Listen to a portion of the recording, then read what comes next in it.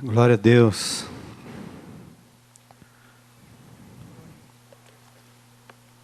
Bom, vamos para Abacuque, capítulo 2. Se a minha voz aguentar até o final. Semana passada eu disse que não ia aguentar, acabei me empolgando.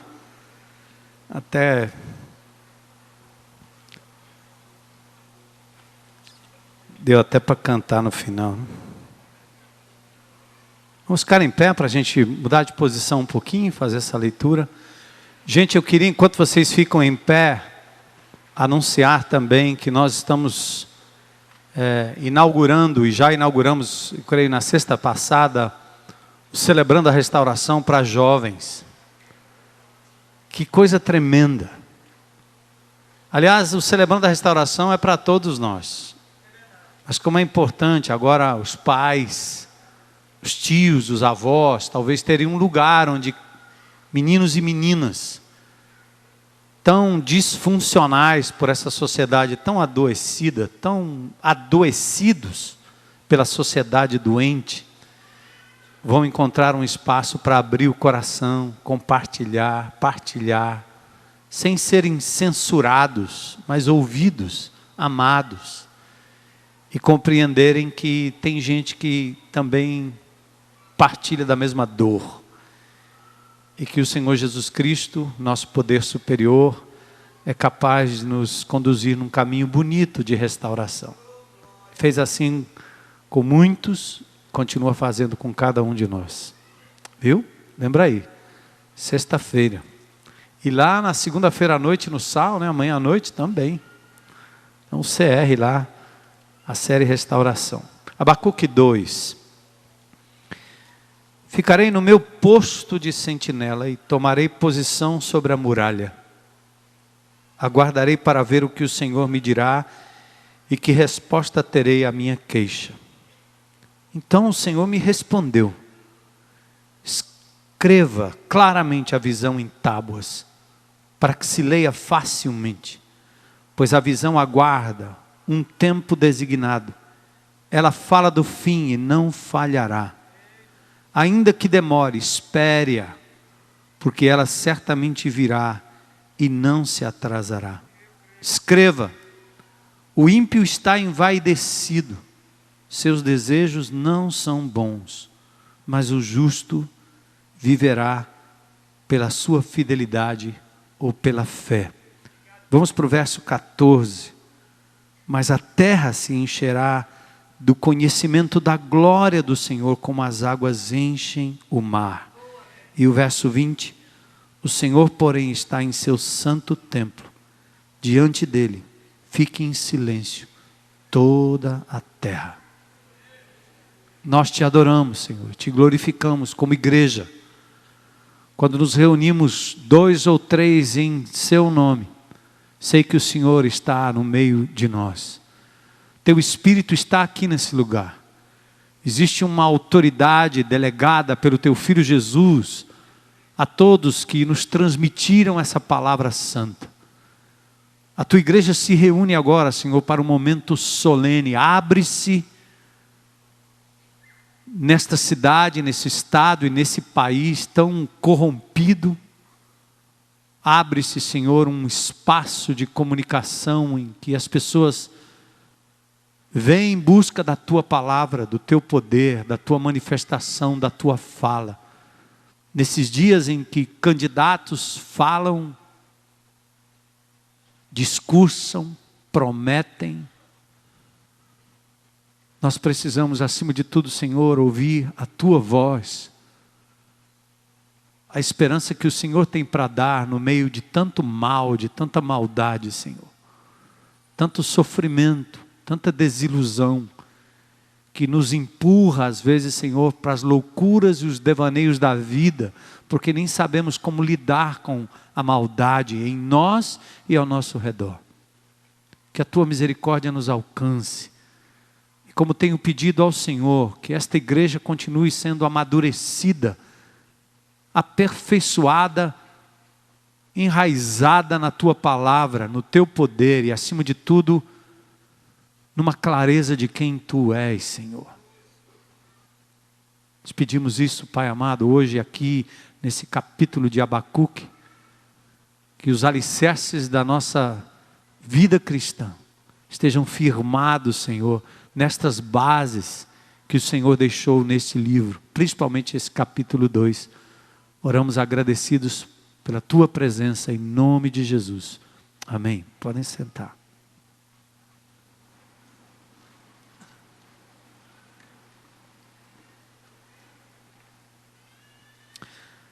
Essa semana, depois do culto de domingo, eu recebi um e-mail, um testemunho, José de Ribamar Lima Santos, filho e sua esposa, membros dessa comunidade, líderes de grupo pequeno de jovens.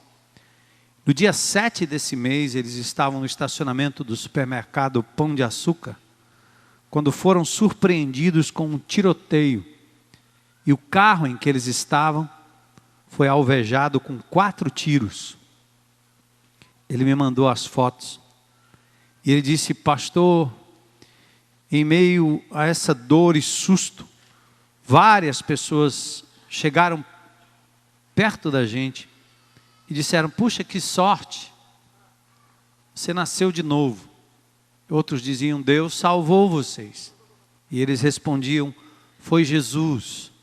Não houve sorte, houve proteção de Deus. Foi Jesus. Mas a despeito do trauma, sobretudo para a esposa, eles oraram em gratidão e oraram pelas pessoas envolvidas, inclusive a mãe que viu seu filho morto naquele estacionamento.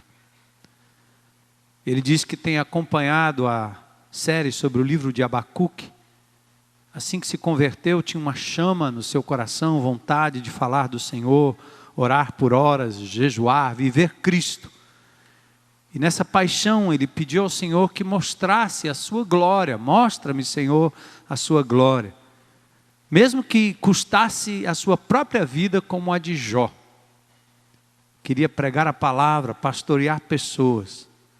E ele diz: eu vi o Senhor realizar cada um desses pedidos na minha frente, naquele momento. E ele diz: eu tenho o privilégio de exercer o pastoreio e ser pastoreado pelos meus irmãos de PG. Já preguei a palavra de Deus com minha vida a alguns amigos, e alguns ficam chocados com a mudança que Jesus fez em mim. Sobre o sofrimento, ele diz: francamente, não espero experimentar. Mas se o Senhor assim permitir, como ocorreu com esse fato, esse tiroteio, eu só tenho uma conclusão: é saber, conhecer e crer que o Senhor é bom. O Senhor é bom, a despeito do mal ao nosso redor. Eu acho que assim como essa família, você deve ter percebido nesta semana a mão do Senhor agindo em situações de dor, alegria, de livramento, suprimento, ou simplesmente em situações de espera. Foi ou não foi? Quem percebeu isso essa semana, como Deus guardou? Fala com o companheiro aí do lado, um episódio. Pode compartilhar, um minutinho. Foi assim que Deus, eu percebi o livramento de Deus. Compartilha, fala para um fala para o outro.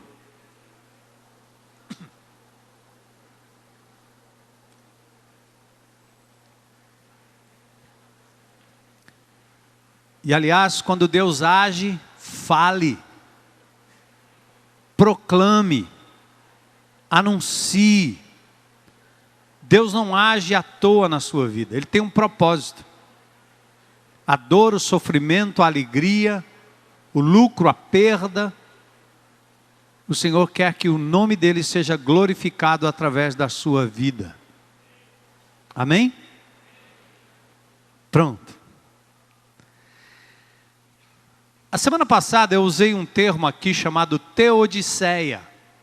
E eu quero só recapitular para vocês. Esse termo é usado para tentar conciliar 3 fatores importantes. Primeiro, o fato de que Deus é todo-poderoso. Segundo, o fato de que Deus é absolutamente, infinitamente amoroso. Ele é amor. E o terceiro fato é o problema do mal. A tentativa de conciliar essas 3 coisas chama-se Teodiceia. Porque quem entende que Deus é absolutamente todo-poderoso, conjectura por que Deus então permite que o mal aconteça. Será que Ele não tem poder para frear o mal? Então Ele não é todo-poderoso. E aí levantam-se os questionamentos filosóficos em torno da pessoa de Deus. Se Deus é absolutamente, infinitamente amoroso, como é que Ele deixa os seus filhos sofrerem? E finalmente, por que a existência do mal? E se vocês se lembram bem, naquele ensaio rápido da semana passada, eu disse como Deus de fato nos criou. Está lá em Gênesis, tudo começa em Gênesis. A sua imagem e semelhança, perfeitos, conhecedores do bem e do mal, não por provar, mas por saber. Mal não é coisa. Portanto, Deus não cria o mal. O mal é a quebra do padrão divino. Ele estabelece o padrão e diz, este é o padrão. Quando você não obedece, isso é mal. Mal é a desobediência, não é coisa. Então você não pode dizer que Deus criou o mal, que ele não seria absolutamente bom. O mal não é um objeto que você pega. O mal é a índole da desobediência, que Adão e Eva tinham por conhecimento, porque de tudo que eles podiam observar, pegar, usar, manusear, Deus deixou apenas um símbolo, dizendo, não coma. No dia que comer, morre. Deus não é mau porque cria uma restrição, como seus pais não são maus porque criam uma restrição. Como se você mora no 10º andar de um edifício, não chame o engenheiro de mau, porque ele criou paredes para você bater e não despencar do 10º andar. No meu apartamento, embora eu não tenha filhos pequenos, é cheio de grade, daquelas grades entrelaçadas. Não me chame de mal, porque eu não vou permitir que a minha neta saia voando, porque ela vai querer voar. Criança acha que tudo pode. Essa sociedade que nós vivemos constrói edifícios sem paredes, porque é proibido proibir. Lembra da música antiga da minha época? Anos atrás, dos dinossauros? É proibido proibir, Tropicália. Então não tem limites, não tem autoridade, pai não manda nada, polícia não manda coisa nenhuma, ninguém respeita absolutamente nada e os vândalos continuam quebrando tudo e não acontece nada porque não há punição. Quando um mal bate na sua porta, você quer punição para os bandidos. Mas quando se trata de Deus corrigindo o ser humano, inclusive nós, aí você dá uma de que não pode ser, não é possível. Como é que Deus faz uma coisa dessa? Ele não é bom, por que ele faz isso? Por que ele permite isso? Então a conciliação de um Deus que nos criou com arbítrio, mas nós escolhemos pular do 10º andar, todos nós. Deus nos colocou lá e disse, não pula, se pular, morre. E nós pulamos, porque resolvemos fazer as coisas de acordo com a nossa própria cabeça. Só que agora nós vamos, a morte é certa, o salário do pecado é a morte, diz Paulo. Como é que nós revertemos essa queda livre? Só Jesus agora tem o poder de nos amparar e aparar e dizer, não, eu morri por eles e tenho o direito, o poder de tê-los salvos pelo meu sangue, pela minha vida, pela minha intercessão, pela minha morte na cruz do Calvário. Não adianta você descendo em queda livre e achando que você vai ter condições de sozinho voltar para o lugar de onde você se atirou. Pode dar a esmola que quiser, pode fazer a boa obra que quiser, pode ser bonzinho quanto você queira ser ou aguente ser. Não é através do que você faz, mas é através do que Jesus fez, que a reversão é possível. Então, o mal foi provocado pela desobediência humana. E as consequências do mal é o que nós estamos vivendo e vivenciando nos nossos dias. Degeneração do nosso corpo, da nossa genética. Degeneração dos rios, da natureza, dos negócios, da política, da família. A degradação do riso, do que é entretenimento, lazer. Tudo é doido, tudo é invertido. Tudo é para arrebentar. Sexo lindo, bonito, mas virou bestialidade. O cara não se contenta em ter uma mulher para ser feliz com ela na cama. Ele quer várias, todo o tempo, quanto mais melhor. Mas já isso também não basta. Ele tem que ter adolescentes. Depois ele quer crianças. E aí ele vai na bestialidade e entra para transar com animal. Porque tem que ser assim. Daqui a pouco a nossa sociedade tão bacana, que permite tudo, porque isso é fóbico, tudo é fóbico, vão propor já o casamento de uma mulher com um cachorro. Que haja transa normal, que isso já existe. É só legalizar, porque afinal de contas o cachorro tem vontade própria, você não pode restringir.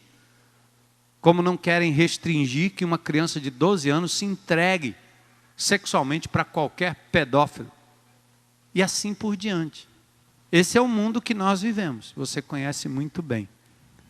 Então, amados, a conciliação.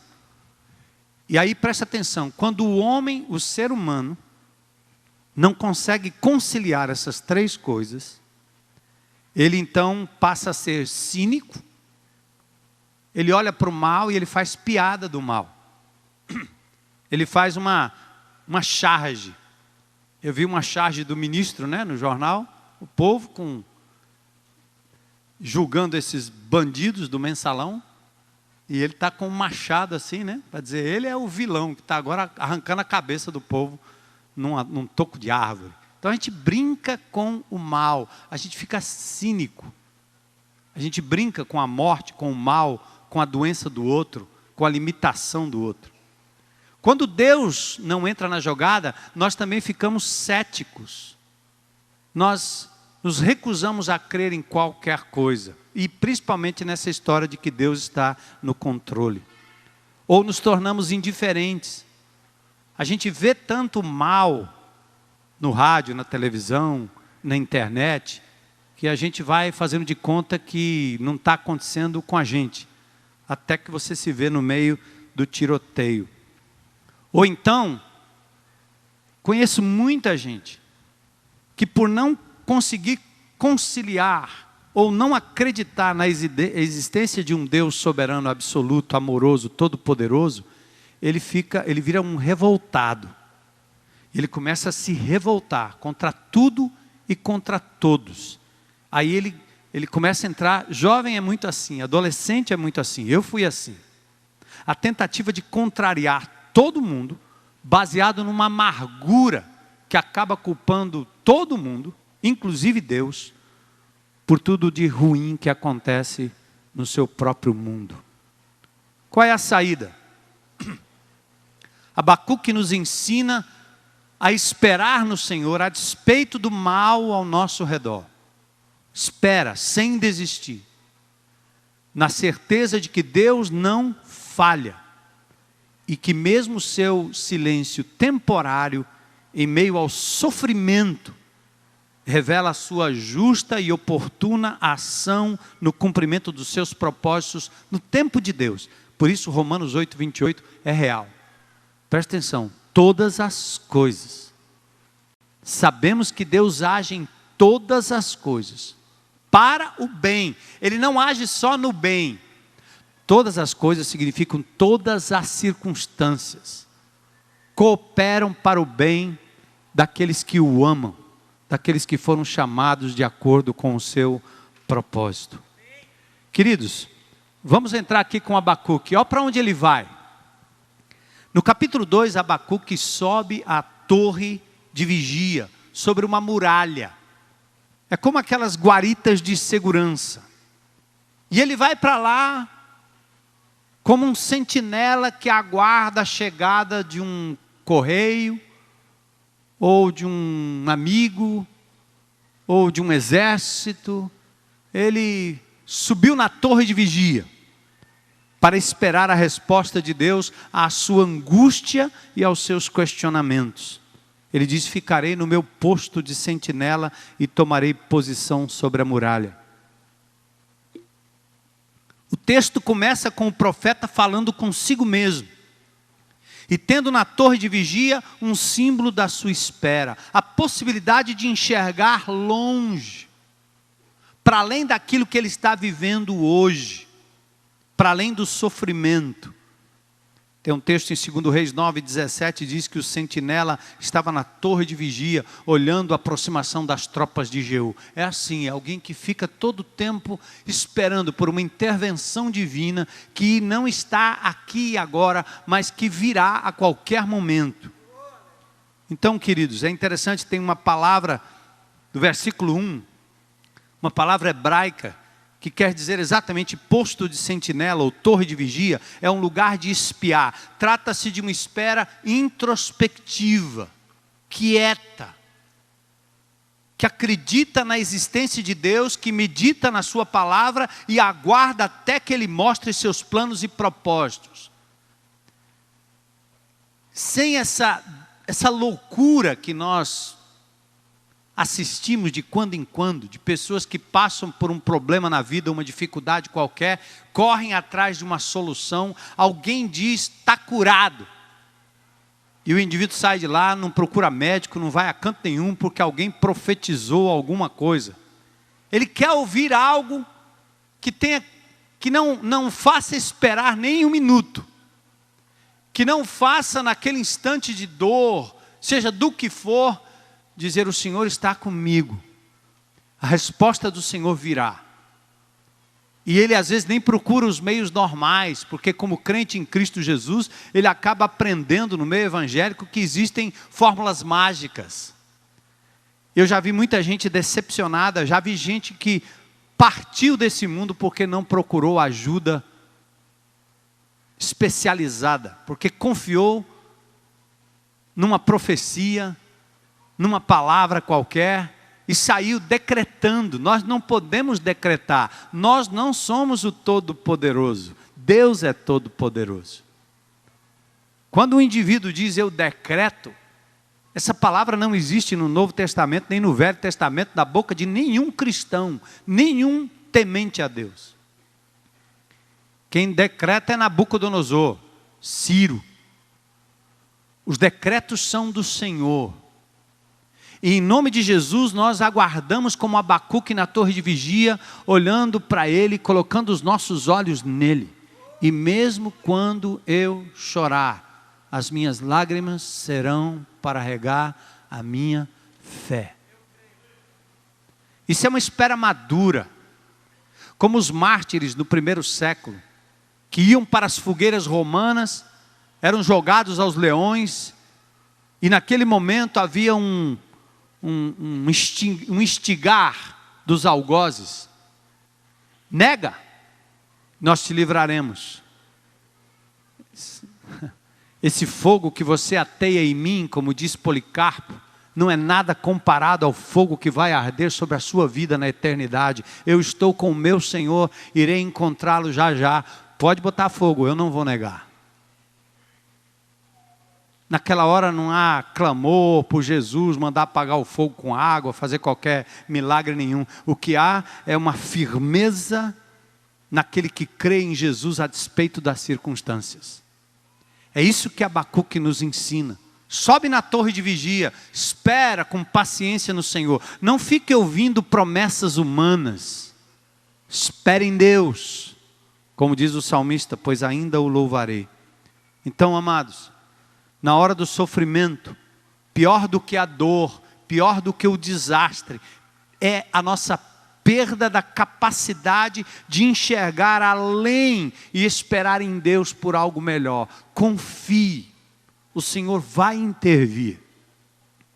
E seja maduro o suficiente para saber que agora, amanhã, ou ao passar dessa vida para outra, o Senhor há de restaurar todas as coisas, segundo a sua vontade. Entende o que eu estou dizendo? Não é imediatismo, não. Se o Senhor quiser, Ele cura agora. Se o Senhor quiser, Ele te limpa agora. Se o Senhor quiser, Ele lhe transforma agora. Mas vai ser para a glória do nome dEle. Não para a glória de um guru, de um pastor, de um líder, de um pretenso apóstolo, de uma denominação, de um lugar, de um momento. Não é assim que Deus age. Quando Ele faz para a glória do nome dEle. E você tem que saber ter a maturidade do apóstolo Paulo. Para mim o viver é Cristo e o morrer é lucro. Está doido, Paulo? Tá não. Ele diz, eu sei em quem eu tenho crido. Então é alguém que é capaz de olhar para a morte e não temer, porque ele olha para a cruz de Jesus e sabe que Jesus venceu a morte lá. Então ele não tem do que temer. Você está preparado para isso, irmão? Para pensar assim, viver assim. E não viver essa esquisitice evangélica que nós estamos vivendo. Essa coisa doente, esse imediatismo bobo. Essa coisa de ficar tomando remedinho. Quando o sofrimento bate profundamente, você se decepciona, abandona Jesus, abandona a igreja, abandona todo mundo, decepcionado com a fé, porque não funcionou do jeito que você queria. O seu problema é que você não conhece o Deus da Bíblia.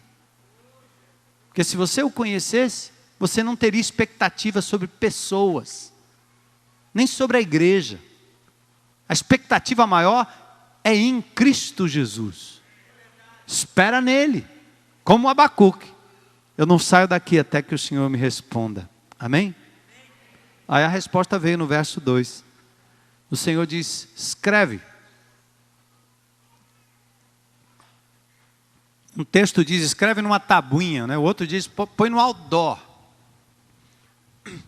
A resposta deveria ser escrita em tábuas e colocadas como de costume em lugar público, para que pessoas pudessem ler e serem motivadas a passar adiante a notícia o mais rápido possível.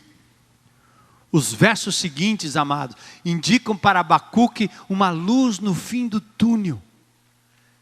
Ele começa a ver algo, vem uma palavra divina aí. Deus vai falar. E olha o que Deus diz.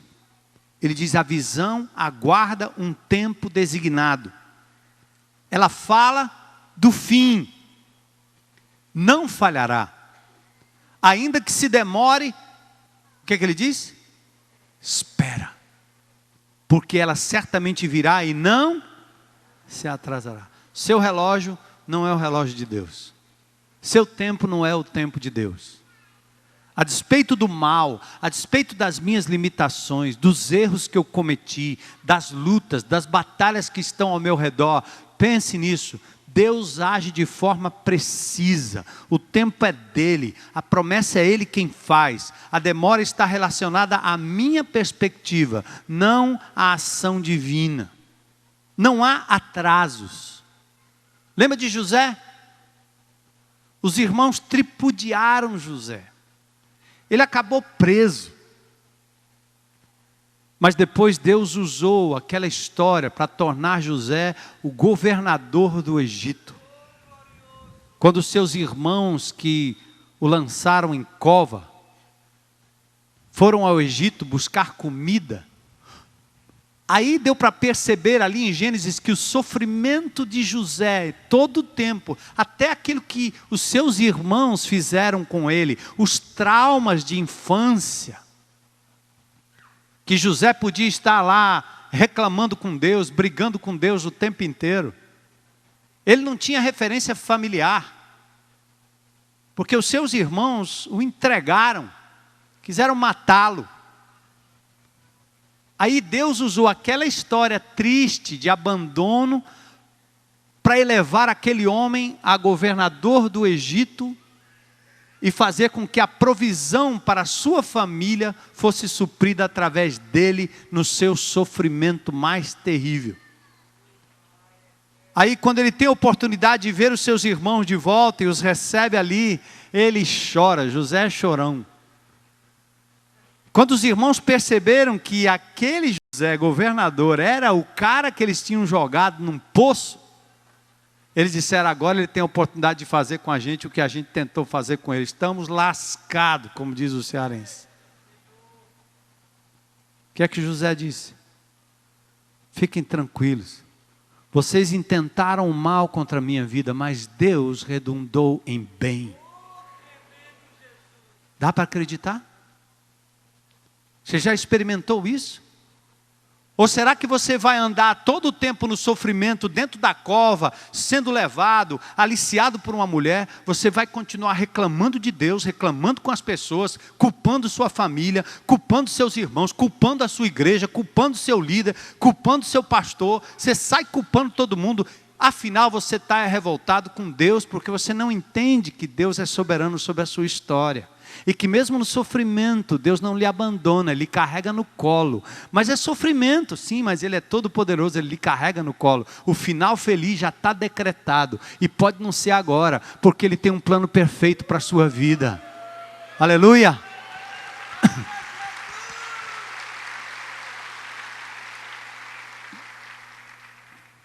Hora de subir na torre, irmãos. E amadurecer na fé. Hora de olhar para o horizonte, olhar e reconhecer a manifestação da graça. Bom, depois de revelar como a agenda divina funciona, Deus mostra 3 alicerces para Abacuque. 3 alicerces. É aquele tipo de coisa que você finca o pé e haja tsunami, haja ventania, haja tornado, haja terremoto. Espiritual, emocional sobre a sua vida. Haja perda, haja traição, haja abandono, haja corrupção, haja o que houver na sua vida, na minha vida. Deus agora vai dar para Abacuque 3 pilares. O primeiro deles é a fé. O justo viverá pela fé. Aqui temos uma linha que separa o justo do injusto, que confia no seu próprio poder. Aliás, se você quiser experimentar, talvez você até tenha experimentado. Eu me garanto. Eu confio em mim. Como diz, eu confio no meu taco. Tenta, vai embora. Corre. Vai tentar. Veja lá. Mas também aquele que está firmado na rocha e não no seu próprio poder. Para Abacuque, viver pela fé não era a busca de uma posição ou lugar confortável, a exemplo de Jonas. Ah não, pela fé, estou aqui bem abrigado. Não, não. Também não era o simples exercício de pensamento positivo, como se a força mental pudesse mudar a realidade. Não vem com essa de dizer palavrinha por você. Ah, meu irmão, deixa aí, tudo vai passar, é assim mesmo. Todas as coisas cooperam para maravilha. Você bate nas costas, usa um versículo bíblico e tal, deixa para lá. Não, o cara está passando pelo vale da sombra da morte. Passe com ele. Apenas chore, apenas ore, apenas abrace. Mas só diga para ele assim: vamos manter nossos olhos no Senhor. A seu tempo ele intervirá. Sobe com teu irmão na torre de vigia. Mas não fica dando uma de guru. Não fica dando consolo de boca, achando que isso aí, palavrinha de pensamento positivo, vai resolver. Não, o Senhor prometeu, o Senhor prometeu. O Senhor prometeu o quê? Ele prometeu que você vai ter tribulação. No mundo tereis aflições. Tem de bom ânimo, eu venci o mundo. Não tem cura imediata, não tem cura instantânea, não tem riqueza instantânea, prosperidade instantânea. Não tem isso não. Deus não está prometendo essas coisas. Novos céus e nova terra está lá no final do Apocalipse, irmãos. Aqui o que Deus quer para nós, acima de tudo, é enriquecimento da nossa alma, do nosso caráter, do nosso testemunho. A promessa que Ele tem para nós é a seguinte: no vale da sombra da morte, eu vou estar com você todos os dias. A promessa é a presença dEle do teu lado. Só isso. Na fogueira ou fora dela, na fornalha ou fora dela, na UTI ou fora dela. O resto é promessa para enganar a gente. para fazer com que as pessoas corram e se entreguem como se entregam a postes ídolos. Porque o Senhor é muito mais do que isso. Abacuque tinha que saber quem era aquele que governa tudo. É fé no domínio absoluto de Deus. Abacuque, ele tem um monoteísmo ético que a gente chama. Ele entende os atributos imutáveis de Deus. Pode ler, ele chama Deus de eterno, Senhor, santo, justo, rocha, criador, disciplinador. Amados, você quer ser curado? Cante o nome de Jesus, clame o nome dele, fale o nome dele, exalte o nome dele. Você quer ver a glória de Deus? Chame pelo nome dele, não para te socorrer, mas para adorar. É diferente. Não é me dar uma bala, é abraçar e dizer eu te amo, a despeito do Senhor me dar a bala ou não. Entende? Deus está chegando de viagem. Você está querendo presentinho? E quando ele bate na porta, quando você vê ele descendo no aeroporto, você diz, trouxe o quê? E Deus está olhando para você e diz, a minha presença não basta para você. Porque enquanto eu lhe dou, você me serve, você me ama, você vai, você canta, você pula, você grita, você diz aleluia, você esperneia, você está todo animado. Quando o negócio não está dando certo, você me abandona. Você me ama ou ama o que eu posso fazer por você agora?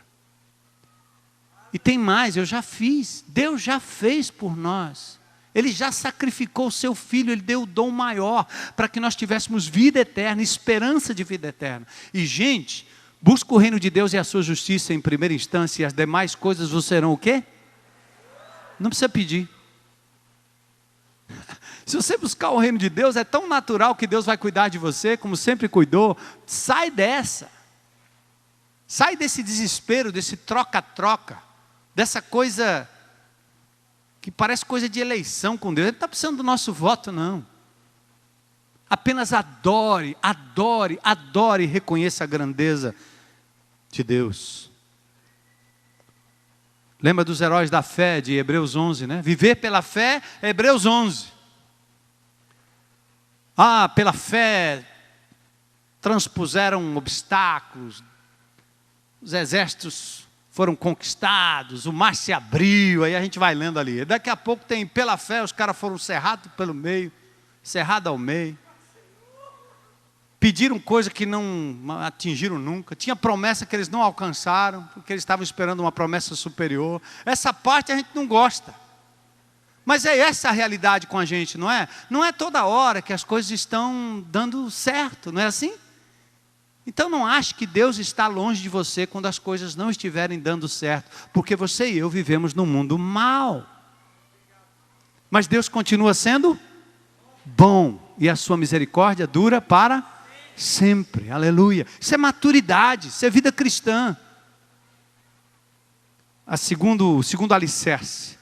Aliás, antes disso, em que você tem crido, hein? De quem você espera? A quem você tem dado honra e glória por tudo? Abacuque diz, o justo viverá pela sua fé. Eu sei em quem tenho crido. O segundo alicerce é a glória do Senhor. Presta atenção, que coisa tremenda. Verso 14. A terra se encherá do conhecimento e da glória do Senhor, como as águas enchem o mar. Queridos, nos dias de Abacuque, assim como nos nossos dias, a terra estava cheia, porém não da glória do Senhor, mas de violência e de injustiça. Eu vou rapidamente aqui ver os 5 ais. Ai de você.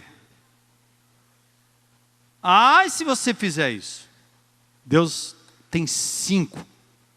Ele vai dizer 5 coisas. Você está fazendo e nada está acontecendo. Aí você está achando que Deus está quietinho. Deus não é teu sócio. Nem é sócio dessa bandalheira que está acontecendo ao nosso redor.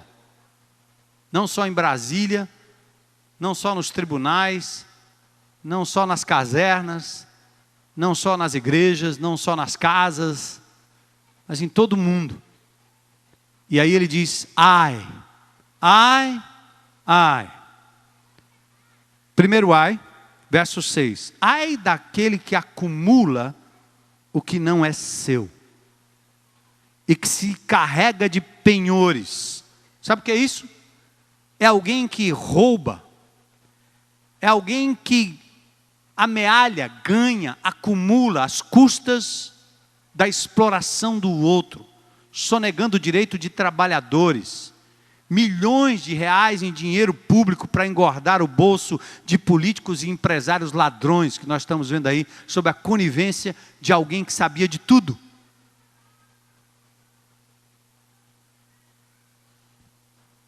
Deus está dizendo assim, ai, eu não vou julgar ninguém. Ah, já julgou. Eu dei minha opinião. E o tribunal está dizendo aí.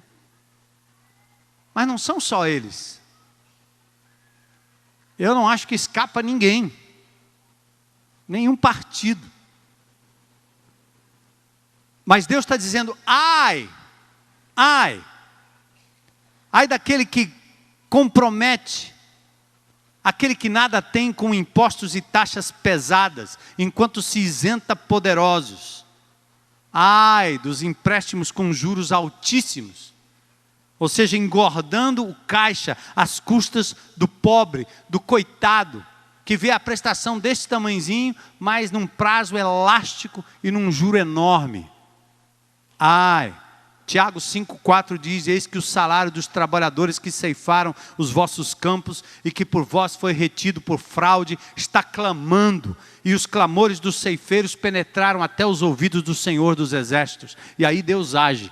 Tem hora que Ele age na história, Ele pune a empresa, Ele pune o país, Ele pune o líder, Ele pune o político, Ele pune o pai, Ele pune na história. Ele arrebenta com tudo porque Deus é justo. Ele tem que colocar um freio. Porque senão, amados, como seria? O homem jamais iria voluntariamente frear essa loucura, porque nós somos levados por essa avalanche. Mas Deus usa freios e faz até o bandido falar.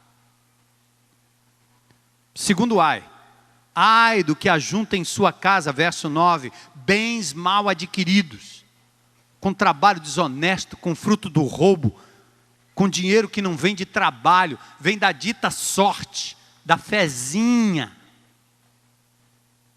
Fezinha na malandragem que não quer trabalhar. Isaías 55:2 diz, por que gastar o dinheiro naquilo que não é pão? É assim que o tráfico se mantém, através do ilícito, do pirata, do DVD pirata vendido por aí alimentando o tráfico, dos bingos, das brincadeiras, das coisas que estão aí pirateadas, dando lucro para bandido. Ai! Verso 12. Ai daquele que edifica a sua casa com sangue, com violência. Ai daqueles que promovem a violência nos filmes, nas notícias, nas propagandas, nos brinquedos violentos. Ai daqueles que amam a violência, as guerras, as brigas, o medir forças. Ai daqueles que premiam a violência. Os mais aceitos são os mais sarados, os mais violentos, os mais fortes. Olha as torcidas. Hoje quem ganha é Barrabás, não é Jesus. Jesus é muito fraquinho. Nós queremos quem?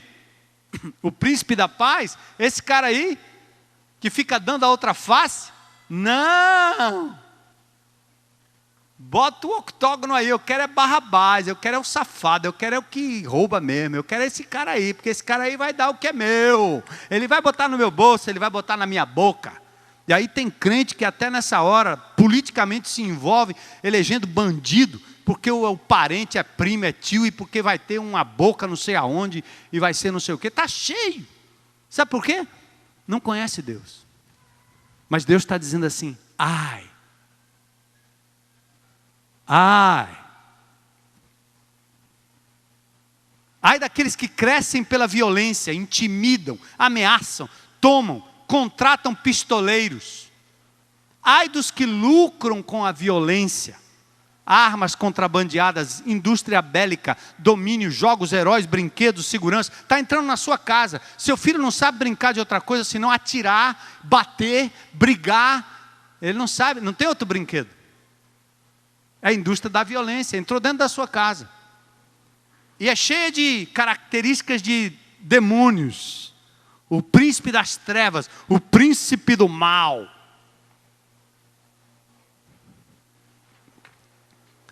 Conhece algum desses super-heróis? Conhece? Conhece? Daqueles que é mal? Qual é o nome deles? Me dá um nome aí. Que é mal. Lembra? Oh, ficou com vergonha. Me ajuda aí, cara. Tem um super-herói daquele mal, que é mal. Quem é?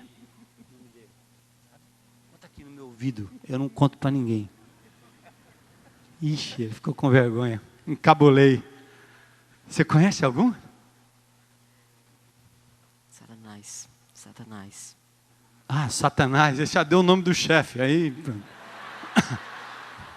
Valeu. Resumiu tudo. O quarto ai. Verso 15.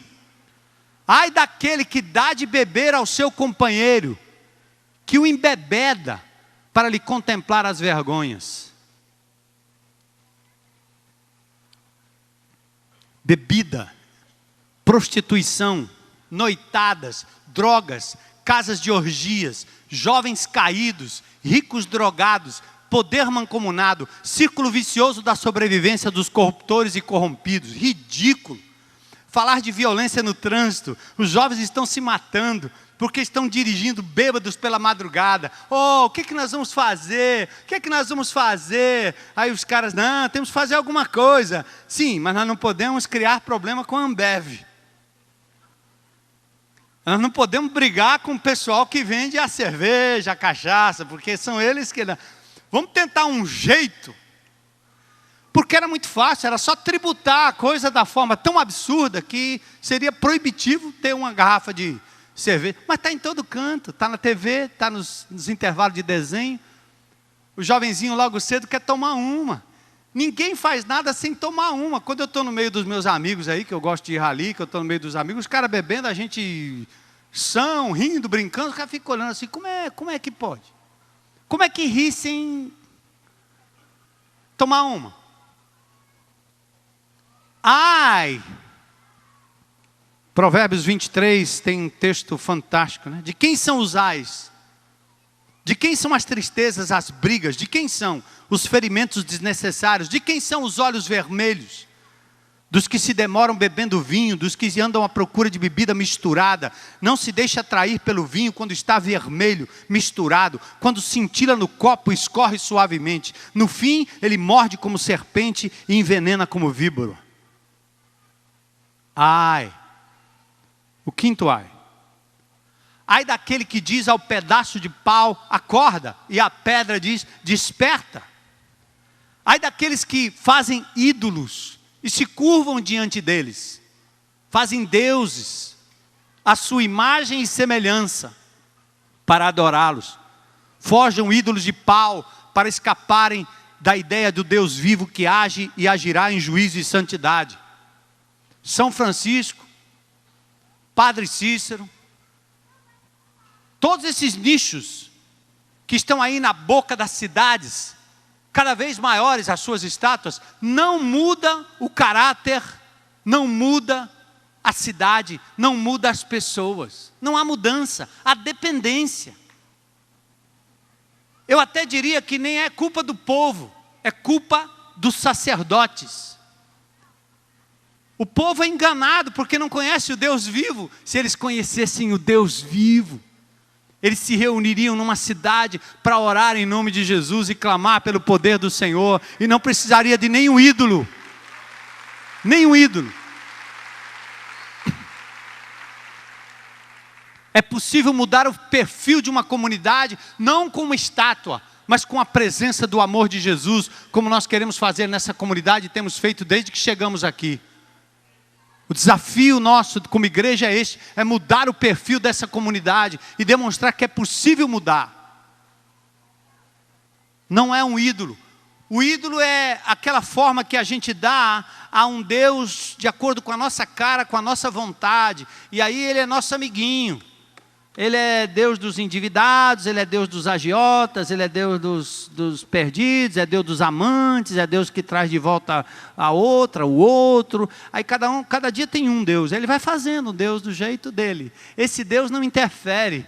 Esse Deus não precisa explicar nada. Ele é inerte, Ele não fala. Salmo 115. Tem boca e não fala, tem ouvidos e não ouve, tem olhos e não veem. É inútil. Ai.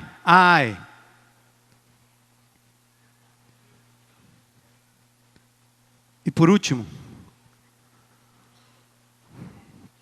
queridos, só quero fazer uma leiturazinha aqui rápida. Estes são os pecados que Deus odiava e ainda odeia. Presta atenção, jovem. Presta atenção, adolescente. Presta atenção, criança. Presta atenção, adulto.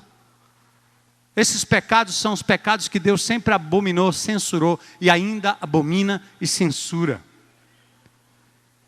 Porém é uma questão de tempo e a sua justiça vai prevalecer. Por isso a promessa é: a terra não parece estar cheia da glória do Senhor agora. Não é verdade?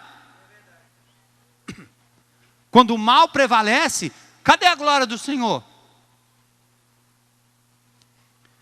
Mas aquele que tem fé, espera no Senhor, ele sabe que a despeito dessa loucura e dessa onda, da glória do inimigo, do poder do inimigo, que é tão avassalador, parece que a gente não tem poder para frear isso.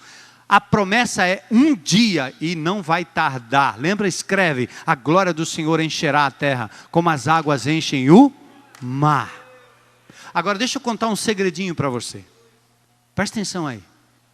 Como é que Deus antecipa essa glória que um dia há de vir?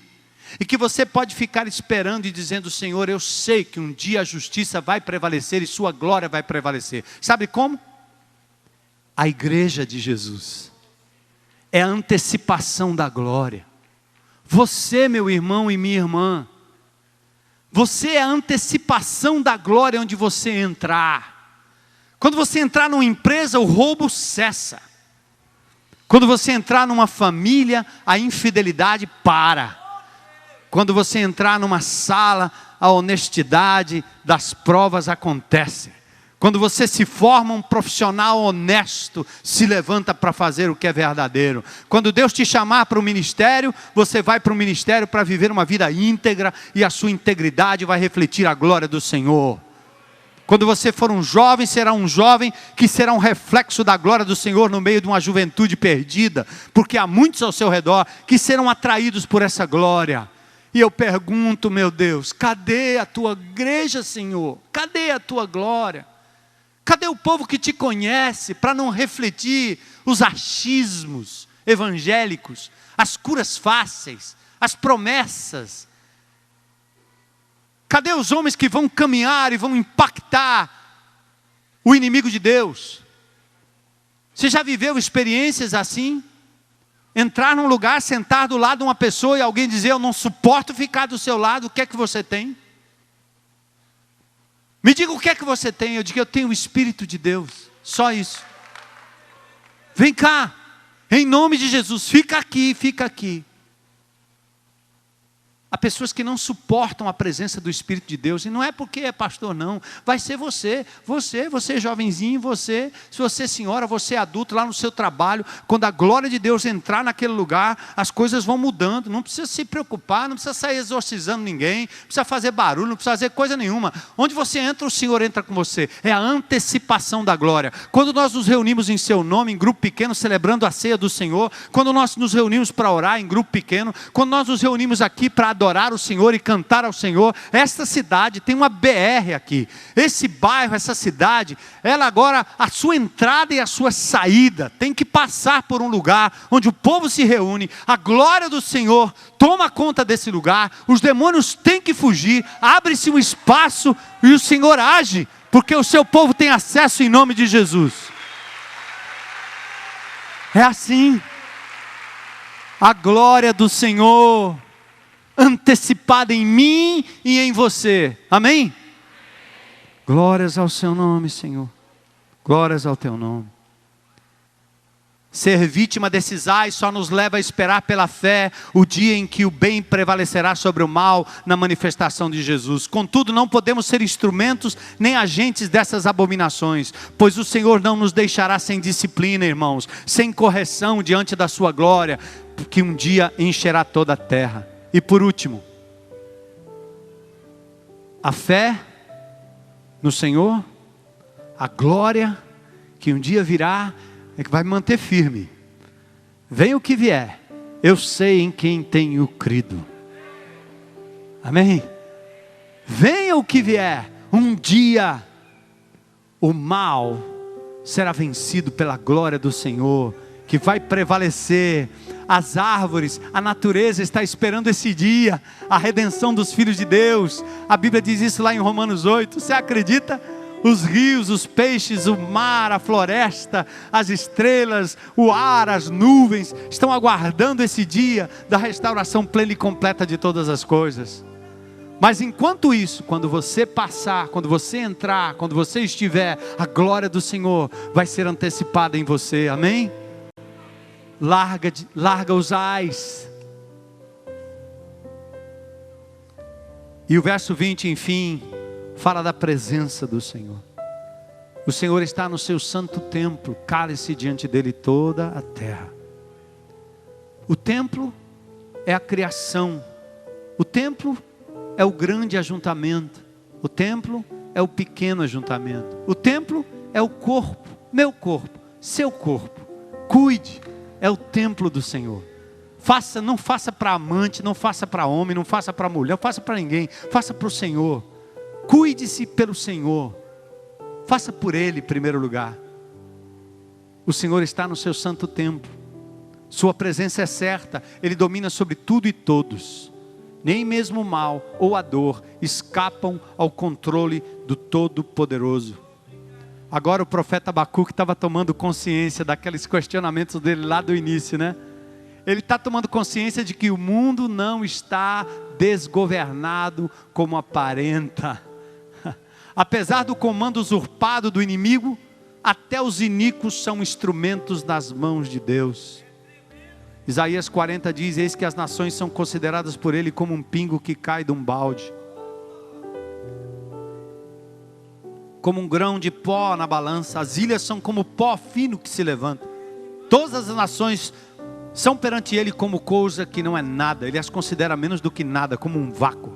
Ele reduz os príncipes a nada e os torna em nulidade os juízos da terra. Queridos, viver pela fé e não por vista é enxergar além das circunstâncias que você está vivendo. Não se deixe abater, não se deixe enveredar pela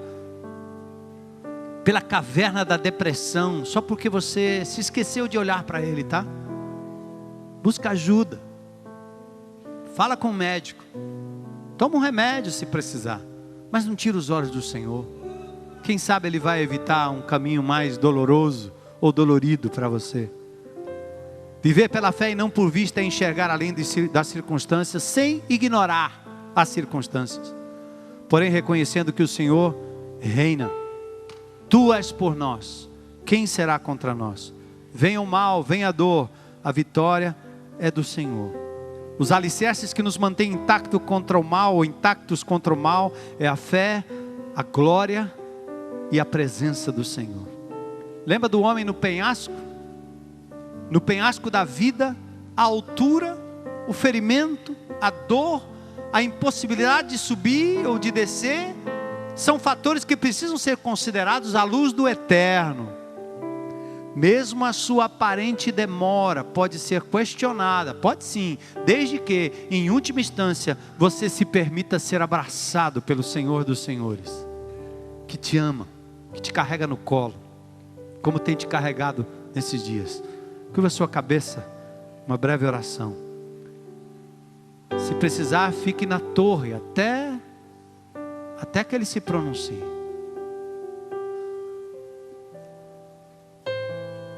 Decida viver, amado, de forma madura na presença do Senhor. Diga a Ele: eu creio em Ti, Senhor. Creio que Tu és todo poderoso, soberano sobre todas as coisas. creio que o Senhor tem o absoluto governo da minha vida e de tudo que acontece ao meu redor, mesmo o mal, mesmo a dor. Por isso eu me entrego, eu me jogo nos teus braços, eu espero em ti, eu subo na torre de vigia e dependo de ti apenas, Senhor. Glórias ao teu nome, Jesus.